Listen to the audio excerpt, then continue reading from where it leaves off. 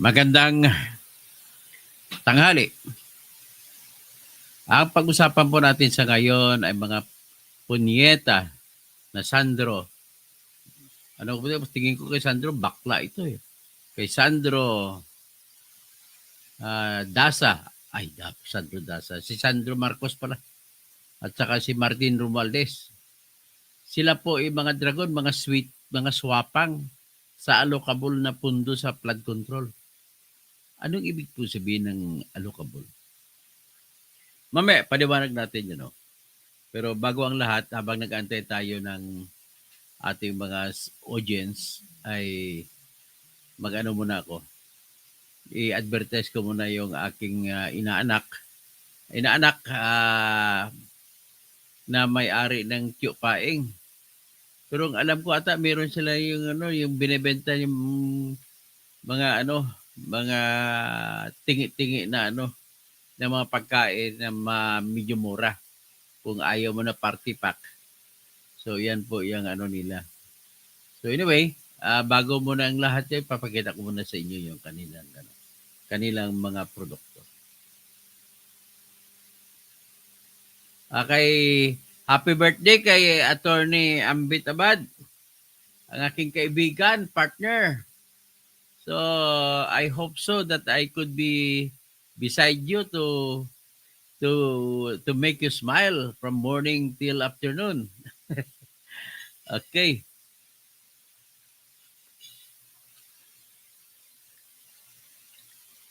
So dito tayo, pakita ko lang muna yung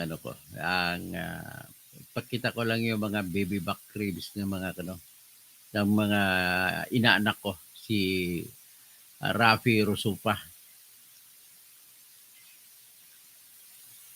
Habang may maghahantay pa tayo, parami pa tayo ng audience. Magpapakuan, mga audience, pasok na para umpisa na natin. Ayan. Ang kanila pong telephone number is 945-591-8688 at saka yung kanilang restaurant doon sa 8 ano ba ito?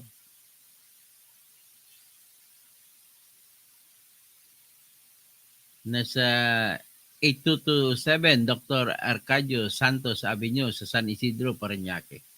So, yan po ang kanilang kanilang negosyo ng inaanak ko. Kasi yung inaanak ko, sabi nila, they are considering leaving the Philippines kasi daw mula nung panahon na si Marcos ang presidente, humina ang kita nila.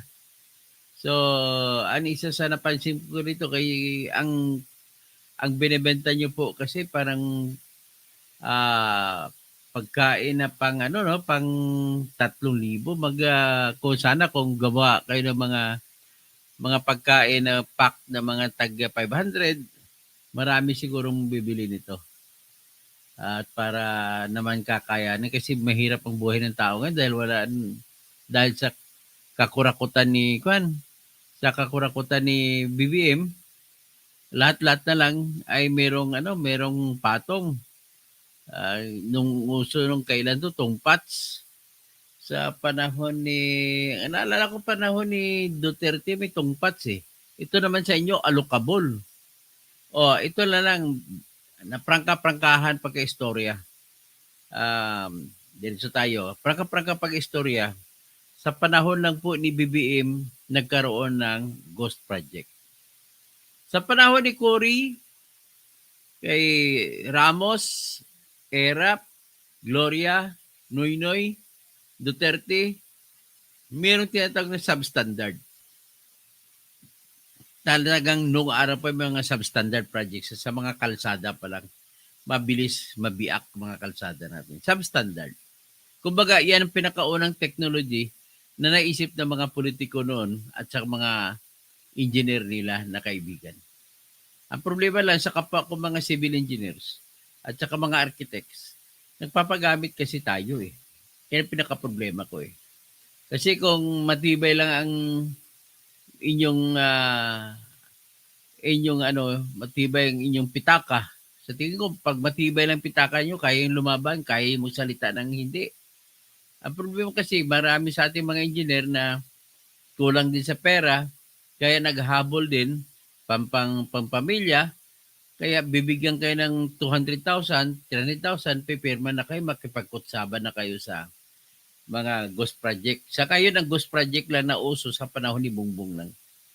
Sa panahon ng ibang panahon, kung mangyari na once in a blue moon, kung may mangyari man sa panahon mula sa kay Cory, saka hanggang kay Duterte. Pero sa panahon ni Bongbong Marcos, dito na isilang ang pangungurakot na tinatawag na ghost project. At dito rin na isilang ang tinatawag na allocable. Kakaiba yun, allocable.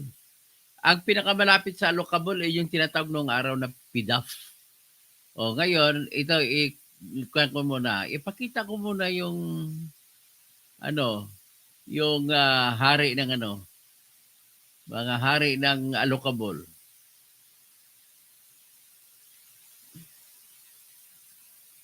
Ito po sila mga hari ng allocable, si BBM, si Sandro, tsaka si Martin. So, titingnan natin Talagang yung Pilipinas, nasa sadlak na naman sa Nasa sadlak sa problema, ekonomiya. Pag ekonomiya pa naman problema, binibenta natin ating soberenya. Yan ang pinaka-problema. So, ito po si pamilyang taga-ubos ng yaman ng Pilipino. Si BBM, tapos sa tatay ni BBM, tapos apo. So, ang mangyari dito, ang lolo, kawatan. Ang anak, kawatan. Ang apo, kawatan.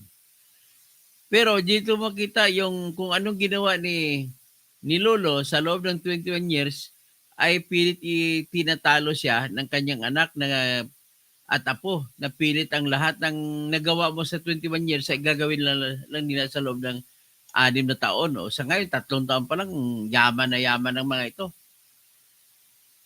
O ngayon, pag-usapan naman natin itong allocable. Ano ba yung tinatag na allocable? Ang allocable po, ladies and gentlemen, ay mga pondo po na pinaparada. Kung sa English pa, pinapark. Mga pondo po yon na nilagay, nakalagay lang yan sa, parang nakalagay sa malita. Oy, Engineer Mathing Disimban, magandang hapon. So, ngayon, ang gagawin nila, sa style sa panahon ni Bongbong, wala pa ito, panahon lang ni Bongbong na presidente siya. Ginagawa ng secretary niya, si Bunuan, naglalagay sa tinatawag na NEP, National Expenditure Program. Yung National Expenditure Program, yan po ang pinag-umpisan ng budget kada taon ng presidente. Sa panahon ngayon, panahon ni Bongbong, yan ang pinag-umpisahan. Yan sa National Expenditure Program, ilalagay ni Bongbong dyan kung anong gusto niya proyekto. Marami dyan flood control projects. At bakit flood control projects? Kasi po, madaling pwedeng isugal ng mga engineer na bawasan yung quality. At ang problema lang, ang ginawa nila, hindi lang quality sinusugal. Sinusugal pa nila kung itatago na o hindi. Nakakakaasar talaga. Tinatago pa. Hindi may tumawag din. Okay. Anyway, so ang nangyari niyan, tinitipon nila, gumagawa silang budget kay siyempre may blessing ni tatay ni Sandro at saka pinsan ni Romualdez. Maglalagay po sila ng proyekto na certain amount, walang walang specific na detalye kung para saan. General statement, ito'y para sa flood control. Ngayon, ito na lang, ganito lang detalye nila. Ito para sa slope protection. Marami slope protection sa mga ilog. Tapos merong revetment. Tapos merong yung tinatag na lalagay nila parang riprap. Yan mga klase-klase, yun lang po ang pagkakaiba-iba. Pero pag sinabi na slope protection, isa lang yan, kamada na lang yan. Ang ginagawa nila, hinati-hati na siguro 100 meters per 100 meters ang length na bawat isa. Tapos, nakalagay, ina-allocate na nila, may pundo sila tinitipon na para lang sa doon. Ngayon, ilan ang pundo na yan? Sabihin natin 20 na pundo, 20 na proyekto. Allocable ang tawag na dyan. Tapos, ang magdidesisyon ay yung DPWH Secretary kung kanino ibibigyan, kung paano ipatupad. Pero ang problema nila, yung decision nila, nilalagay na kung kaninong congressman ibibigay. Kaya ang ginagawa nila, kukuha kayo sa National Expenditure Program, maglalagay ngayon ng Secretary ng DPWH ayon sa utos ni Bongbong Marcos. Maglalagay po ako ng 200 billion. Allocable lang yan. Tapos, pag sinabi ko, itong proyekto ko 200 billion, aaprobahan sa Kongreso yan. Kasi tatrabahuin ni Marcos na si Presidente na aprobahan sa Kongreso. Para kung maaprobahan, nakapundo lang yan ang 200 billion.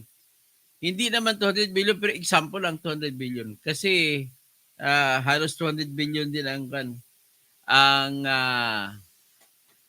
halaga. So pag 200 billion, sabihin natin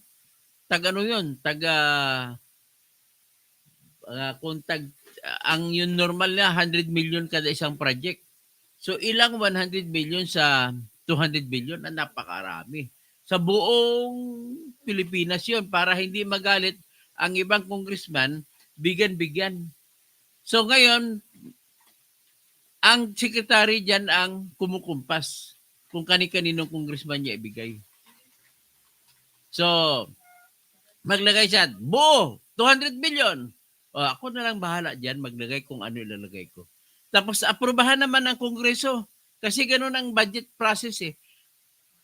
Una, National Expenditure Program. Tapos, maglalagay ng sa Kongreso. Pagkatapos, i-finalize na, pirmahan. At pag napirmahan na, may kapangyarihan na ngayon ang sekretary magdidesisyon kung saan niya ibibigay yung pirapirasuhin niya yung allocable. Bawal yan. Ngayon, parehas po yan sa pork barrel, pero nung araw ang pork barrel ay mga congressmen at mga senador ang nagdidesisyon kung saan gagastusin. Ang nangyari kasi, ang dapat na utos ng konstitusyon natin, pag gumawa kayo ng budget, kailangan pagpirma ninyo at nilabas na at binigay na kay Presidente, pag pinirma ni Presidente, wala na kayong gagawin. Detalyado na kung saan ang kada piso na gagastusin. Pero ditong allocable at saka yung PDAF nung araw ay hindi nakalagay kung saan ipoproyekto. Naghihintay pa ng desisyon ng dati sa PDAF, naghintay pa ng desisyon ng senador kagaya kay Revilla, kagaya kay Jinggoy, kagaya kay Enrile. Magdidesisyon sila yung pundo nila ng PDAF na 200 million, sila magsusulat sa mga ahensya kung kanino, paano gastusin. Sila magdedetermina. Bawal po yun. Bawal sa konstitusyon kasi inuutos ng konstitusyon na ang trabaho mo bilang congressman at senador ay tagagawa ka lamang ng batas. Hindi ka pwede magpapatupad ng batas. So ang ginawa mong budget ay batas na. Pag pinirma na ng presidente, batas na yan. So ang problema sa mga senador noong araw, naglagay sila ng budget na 200 million kada isa sa mga senador. 70 million kada isa sa congressman. Pero wala po silang nilagay kung ano ang pagkagagastusan na project sa 70 million at 200 million. Nabisto na yan na marami na nakasuhan. Iyan ang produkto ni Napoles. Ginamit ni Napoles yan, kinuha ang pera sa kanila, kausapin si Bong Revilla, si Jinggoy Estrada, si Enrile. O sige, ako magpapatupad ng iyong proyekto. Ako na bahala maghanap ng resibo. Papalabasin ngayon, basta payag ka, kukunin ni Napoles yung kalahati, 50%, Halimbawa, 20 million na budget, kukunin, ilalabas, ibigay kay Jinggoy ang 10 million, kukunin ngayon ni Napoles ang another 10 million. At ang 10 million na nakuha ni Napoles, bahala na siya magbayad sa ahensya ng gobyerno na Technological Livelihood Resource Center o di NABCOR para papayag ito na ilipat ang pondo na hawak ng NABCOR papunta sa Napoles. Ngayon, si Napoles naman maghanap ng resibo kung paano patunayan na gastos sa tama. Normally, ang style nila ng mga PDAP nung araw ay parang dinidistribute sa grupo, piraso sa mga may tinatawag na beneficiary. Kagaya ng magbibigay ng abono. So may listahan ng pangalan yan. Halimbawa sa Samar, siyempre senador, kahit saan ka dyan, kung sa isang lugar ka, pwede ka magdiskarte. Kunwari, palabasin ni Napoles na nagbigay ka sa Samar ng mga sabihin 50 na farmers. Bawat farmers, abono ang binigay, seedlings, tapos pesticide, insecticide, palabasin niya ganun. At pambayad sa binigyan mo ng tag-iisang kubuta. Palabasin na ganun. Pero wala namang binigay. Ganun ang pinapalabas ni Janet Napoles nung araw. Kumbaga, sa panahon ng tinatawag na PDAF, Priority Development Assistance Fund, ay wala pang detalye kung saan gagastusin. Mamimili pa ang congressman at senador kung saan nila gagastusin. Yan. Dahil hindi kompleto, walang detalye, ang pera nakabangko lang, nakalagay lang sa isang lugar, dahil hindi nakadetalye kung saan gagastusin, ang tawag niya ngayon ay PDAP. At ang detalye, bahala na ngayon, diyan na makialam ngayon later on, ang congressman at saka senador. Sila na ngayon mag-uutos kung saan niya kursonada gagastusan. Yan po ang PDAP. Ngayon, nagkaroon ng kaso na sinampa naman ni Greco Bilica, na kapatid ng aking junior sa pamantasan ng lungsod ng Maynila College of Law, na si Pastor Jeremiah Bilica, ay kumaso siya sa Supreme Court at dineklara ng Supreme Court na bawal yung ganong project na magpundo ka kada senador tag 200 million na walang detalye kung saan gastusin. Ang utos sa Supreme Court, bago lumabas ang budget, dapat nakadetalye na kung saang lugar, anong proyekto, sa bawat proyekto na 200 million ng senador. At bawal magparticipate ang senador at saka congressman sa pagpapatupad. Nang ibig sabihin, kung kailangan magpa-bidding, bawal. Hindi pwede makialam ang senador at congressman sa bidding. O ngayon, ang tanong ngayon, ano naman itong allocable?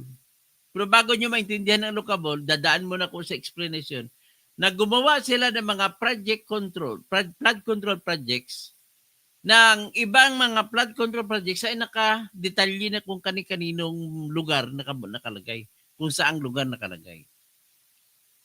Ngayon, kung nakalagay, ikaw congressman, sa lugar na yan, sa'yo yun. Automatic sa'yo yun, na ikaw congressman dyan. Ngayon, ano naman ang benepisyo mo kung sa kongreso mo o sa distrito mo nakalagay ang pondo? Halimbawa, ang pondo nakalagay, 1 billion sa'yo. Ang lamang mo na ginagawa po nila kahit yung matino, kahit si Risa Ontiveros, ang ginagawa niya, may kausap din sila na kontraktor. At ang kontraktor na kausap nila, yan po ang mananalo pag magkaroon ng bidding. Ano ibig sabihin ng bidding? May 5 kontraktor usually. Ang 5 kontraktor magsusumite ng kanilang quotation o panukala. Sasabihin ni Alpha, sabihin natin ni Bentot, si Bebe ni Bentot, o tatapusin ko yung kontrata na worth 100 million sa halagang 94 million. Ganun sabihin niyan. Pero nakalagay sa envelope yun, nakasikreto. Bubuksan lang yun. Pero ito naman si Jose. So si Jose naman, sabi niya, tatapusin ko na sa halagang 95 million. O 94, 95, di talo si Jose. Tapos si Pedro naman, sabi tatapusin ko yan sa halagang 97 million. O tapos si Cesar naman, tatapusin ko yan sa loob sa halaga na 98 million. Eh di panalo ngayon si Bentot. Di ba? Panalo ni Bentot ay bakit siya mananalo? Dito na papasok ngayon nang hindi ko maintindihan hanggang sa ngayon, bakit natakot ang district engineer o di kaya regional director ng DPWH. Natakot sila sa congressman, natakot sa senador, na kung sino ang paborito ni congressman at ng senador na contractor ay iyon ang mananalo. Kalakaran. Bakit? Ang una ko nakitang dahilan po ay nakipagkutsaba rin kasi mga district engineer. Tsaka lahat ng engineer sa distrito. At nakipagkutsaba din kung sa regional project yun, ang regional director. Sa pagkipagkutsaba nila, papayag sila kasi sila ang magpapatakbo ng bidding eh. Payag sila, papanalunin ang contractor ni congressman, ni congressman, o di kaya ni senator. Basta meron din sila. Kaya nagkutsabahan po. Yan ang dahilan kung bakit ang congressman ay ginagalang ng mga kontraktor. Kasi kontraktor ang mga district engineers. Ginagalang nila 'yon kasi iyon din ang maghimagsik at mag-privilege speech. Takot sila sa privilege speech. Na mabibisto sila. So para hindi sila mag-privilege speech, kagaya katulpo, mahilig mag-privilege speech, kapag hindi magbigay ng pera yung tinitira, ay ipi-privilege speech yan. Yan ang kinatakutan ng mga engineer. So kaya papayag na rin sila na kung ano ang pakiusap ni congressman ay pagbigyan nila na si Bentot manalo. So kung manalo si Bentot, ang kasunod na mangyari ay ang isa pa pala, mapipilitan din ang mga district engineer na pumayag. Bakit? Kasi may power itong mga congressman at senador. Tatawagan ngayon si DPWH Secretary. Oh, Sec, ito matigas yung ulo na yun ng district engineer diyan na sabi niya si Toto. Oh. Tanggalin mo nga yan. O, di siyempre tatanggalin. Kasi si Secretary, meron din siyang share. Kaya tanggalin niya ngayon ang district engineer. So para hindi matanggal ang district engineer, mapilitan siya ngayon na makipag-sindikato kay congressman, kay kontraktor. At saka yung kontraktor na nagpapatalo sa bidding, kasama sa sindikato. Yan ang nangyari sa ngayon.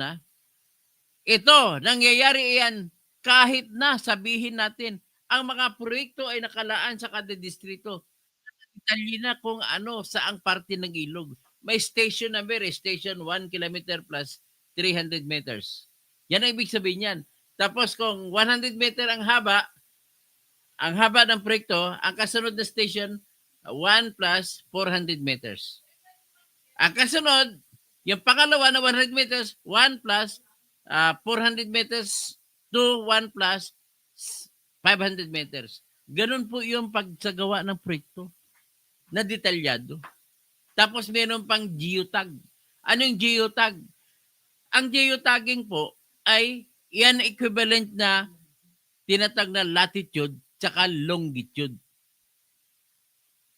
Kapag longitude, ang isipin mo yung bilog.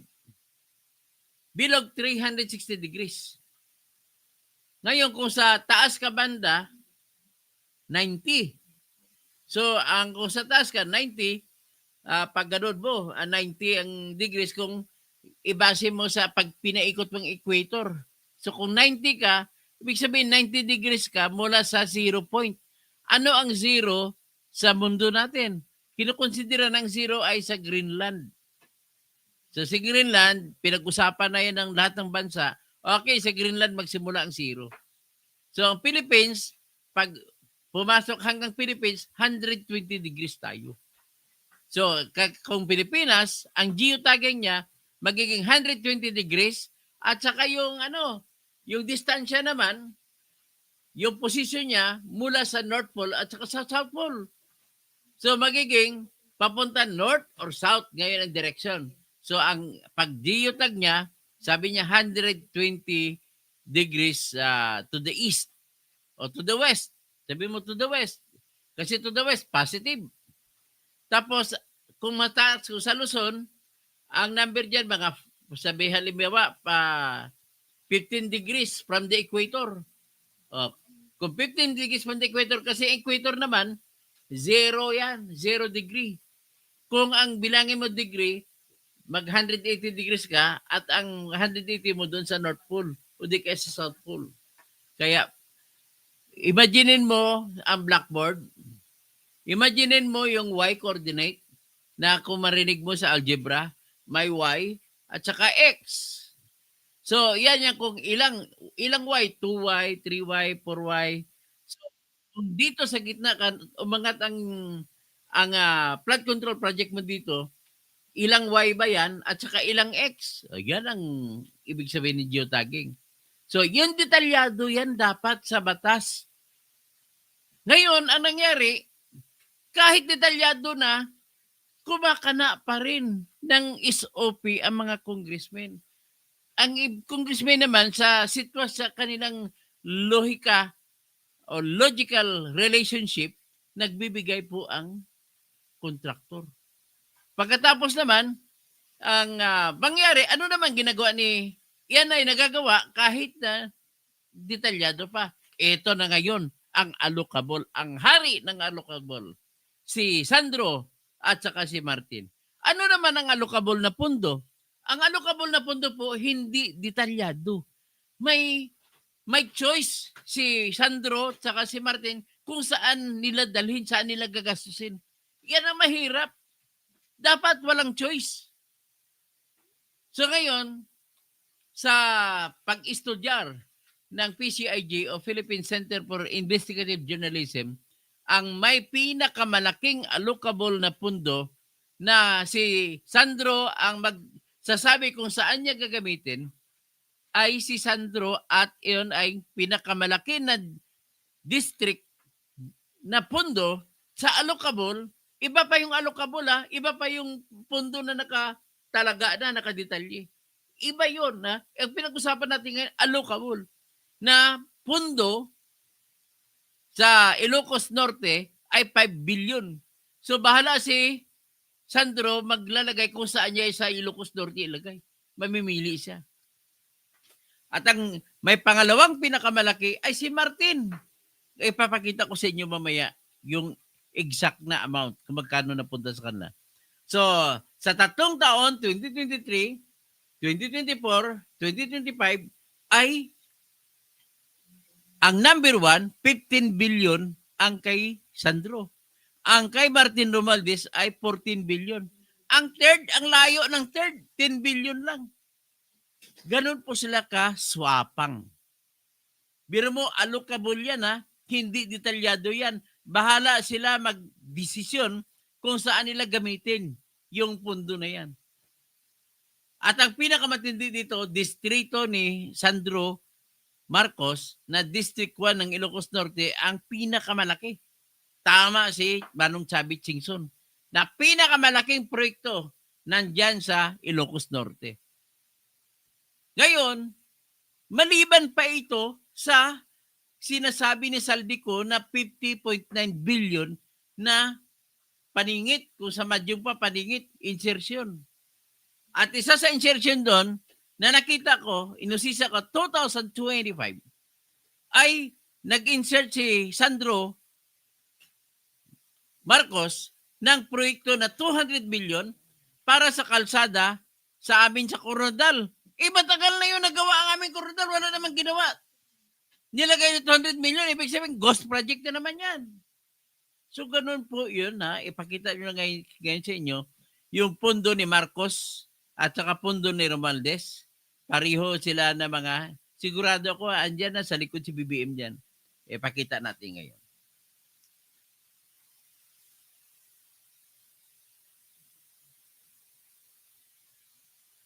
Ito. So, nakita niyo ba yung title ng istorya ng Philippine Center for Investigative Journalism? Ayan, oh. Ayan, makita mo si Magtito. Si Martin at saka si Sandro. Alocables, quote-unquote, are the new pork and Sandro Marcos and Martin Romualdez are the pork barrel kings. Ayan. Tapos dalhin natin itong istorya. Ito. Tingnan nyo. Ilocos Norte. Ferdinand Alexander Marcos.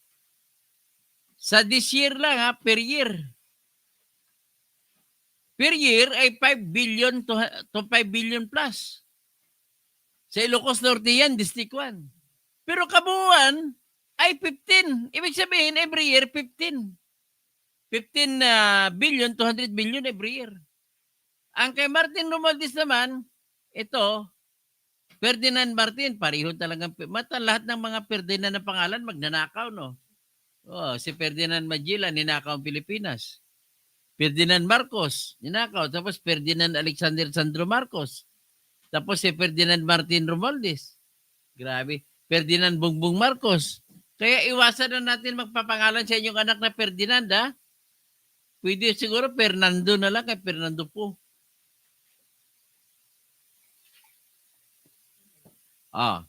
Ngayon, pinakamalaki. Ang kay Sandro Marcos, sikat na pinakamalaki, ang distrito naman ni Romualdez. Magtito talaga. Ngayon, ang pinaka-third ay si Ricardo Cruz. Line of 3 na lang sila. Marami sila. 3 billion. Isa ba? 2 billion na lang. Kay Adolf Edward Plaza. Si Idibong Plaza to. 2.8 billion.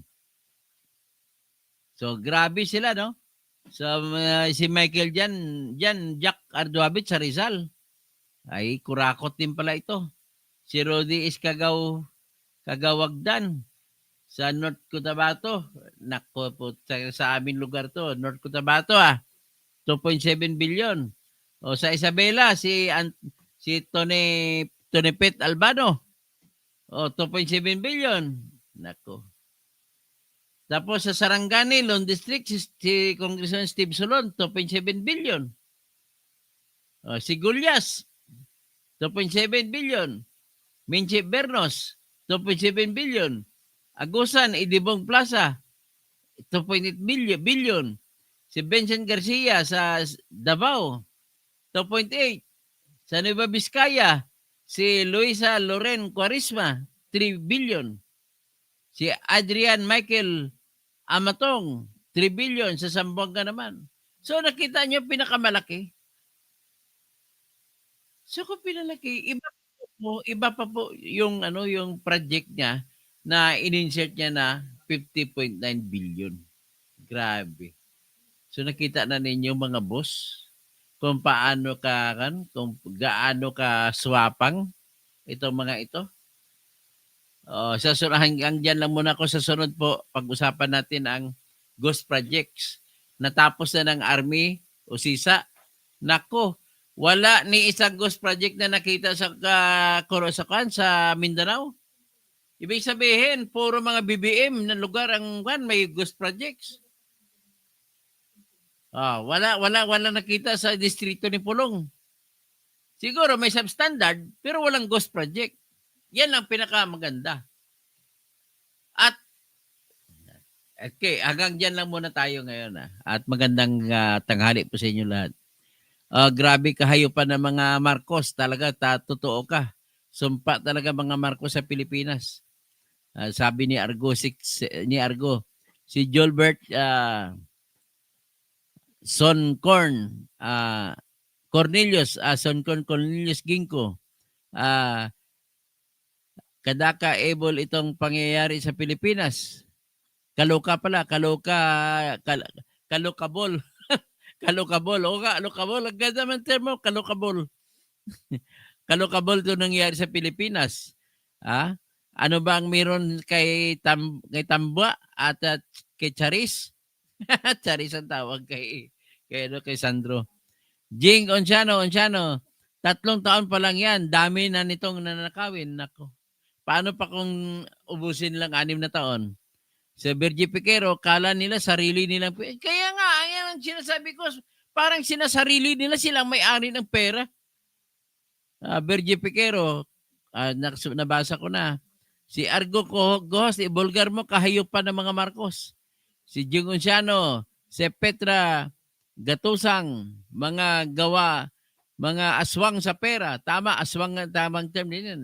Si Argo, Marcos Swapang. Tapos Pon Yeta. Okay, si Bahar Anghila, ang ICI, selective investigation lang paano sagutin ni Claire Tara. Kaya ang akusasyon ng PCIJ kay Sandra Martin.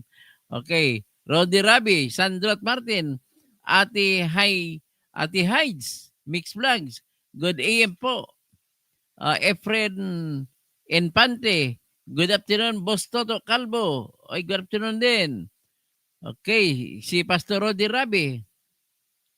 Si Petra Gatusang. Nakakabahala kung may Marcos pang mag-leader sa bayan. Nako. Kaya nga ang pinakabagong labas po ngayon na survey, nako, 21% na lang ang nang sumusuporta kay Marcos. Ang laki ng binawas. Virgie Piquero, mahal ang cocaine, sir, kaya nakaw ang presidente. Tapos si Miss Daisy, gandang araw katoto. Si Virgie Piquero, walang kabusugan sa mga korupsyon ng mga gobyernong ito. Tama ka. Eddie Calaro, bakit ang hilig ninyo humusga ng wala? Ay, may ebidensya na nga eh. Kompleto na ebidensya eh. Isusulat ba yan ng PCIG kung kung walang ano? Mathing Disemban. Magandang hapon na roommate, engineer, partner, lahat na. Yung kasama ko sa kwarto matulog sa loob ng 3 taon sa Mindanao State University. Siya ang room. Sandro, ito naman sa ibaba. Si Bahar Anghila. Siya pa. Regal Felipe, Bernardo Santos, putang ina mo, rally nyo. Regal Felipe, good afternoon, Dr. Toto. Sandra Marcos, bata pa lang, magnanakaw. Yan ang problema natin, ha? Magandang hapon po sa inyong lahat. Paki-like, paki-share, at kung hindi pa kayo nag-subscribe, paki-subscribe. Paki-endorse po, paki-imbita ang inyong mga kamag-anak at kaibigan na sumali dito sa atin. So magandang hapon po.